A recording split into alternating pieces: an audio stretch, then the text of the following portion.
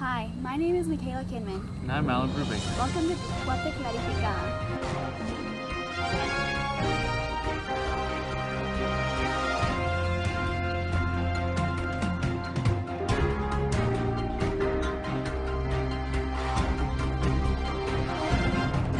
And our topic for today is the Guatemalan Civil War. We have interviews with Jacobo Arbenz, General Jorge Obico General Rios Montt, and Álvaro Arzu.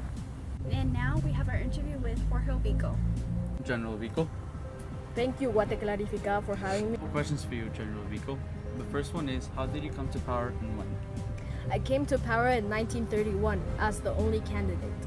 I think one of the biggest questions today is, why did you let the UFCO use Guate's land? I thought the UFCO would help after the Depression. I also think we are the biggest allies of the US.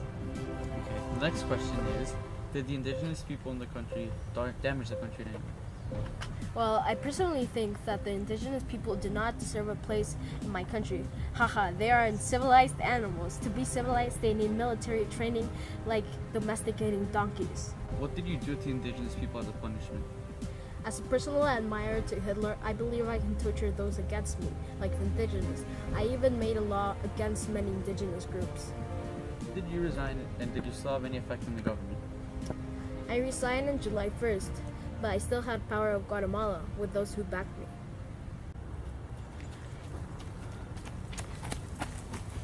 No one's gonna escape. I'll kill them all.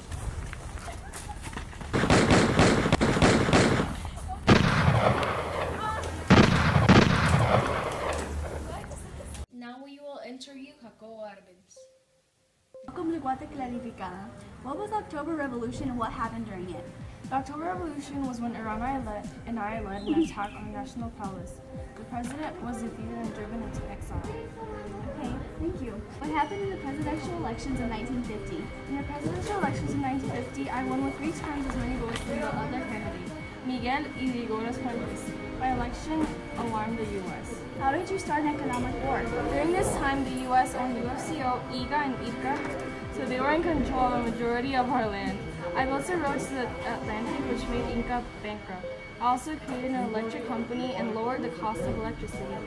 And I got back all our land back from the UFCO. This is the start of an economic war. Okay, what did you think about Eisenhower calling you communist? I think that they knew I wasn't actually communist. He just lied about it because he was upset that I took away their power and land in Guatemala.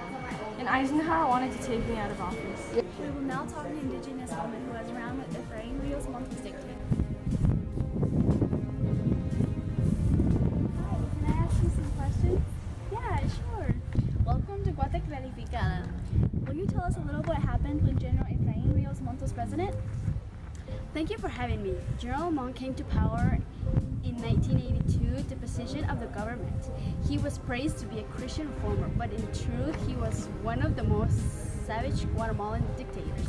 On TV he stated that he had declared a state of siege so that we could kill legally. As we Guatemalans suffered torture, kidnappings, and massacres at the hands of his government, Rios Montt presented himself as a savior of the population. He even implemented a pacification program intending to give that impression that the government wanted to establish democracy in Guate. In reality, this program was basically concentration camps populated by those who survived the massacres and genocides. Many people fled to Mexico and the U.S. Rios Montt was overthrown in August of 1983. Stay tuned. We will come back after these commercials.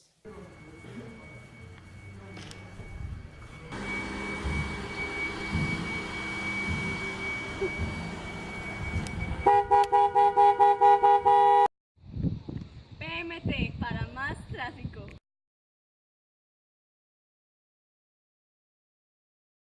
Por el país que queremos, Gobierno de Guatemala. We will now have a report about the UFCO. The United Fruit Company had a business empire in Central America. They profited greatly from the investments that they made in Guatemala. Guatemala became known as the Banana Republic. Under Jorge Obico, the U.S. were in control of 40% of our land. Also, they owned the country's telephone system and most of our railroad track. A lot of Guatemalans worked under them. It was hard, tiring work for hardly any pay, and the working conditions weren't very good. Right now we have a report about the 10 years of Springtown and Juan Jose Arevalo. Between 1945 and 1954, there was a period of enlightenment in Guatemala. These 10 years of springtime started with the election of Juan Jose Arevalo. When he was in power, Arevalo established the nation's social security and health system. Also, he set up a government bureau to look after the Mayan concerns. Arevalo was followed by Colonial Arbenz, who we'll have set up the interview with. Arbenz also instituted a land reform program and gave many acres back to the indigenous people. This presentation was brought to you by NERF. Es NERF o nada. Today we have a report with a Manila expert. Hi, thank you for coming. Welcome to Guate Clarificada. Thank you. Will you tell us about what you do? Sure. Well, there was a peace accord between the Guatemalan government and the Guatemalan National Revolutionary Union. This was in December 1996, and this ended the country's armed conflict. MINUGUA is a human rights verification mission made to monitor human rights in Guatemala.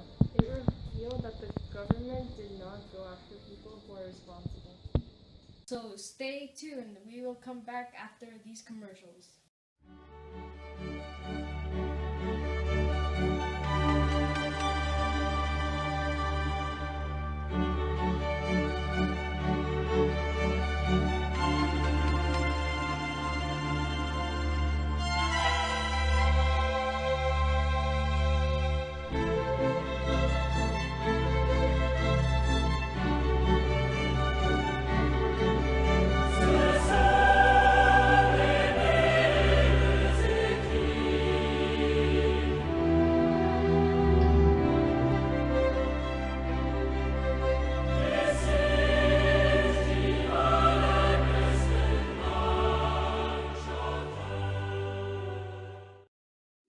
John's, better ingredients, better pizza. U.S. interaction in Guatemala was huge. During the Guatemalan Civil War, Reagan supplied weapons and training to the Guatemalan army. He supported the government's activities, including death squads and killings. Also, there was a series of U.S.-backed dictators in Guatemala, including Castillo Armas, but before he became president, he led a coup against Arbenz. Eisenhower authorized and funded the whole thing. This caused Arbenz to resign, and Castillo Armas became president.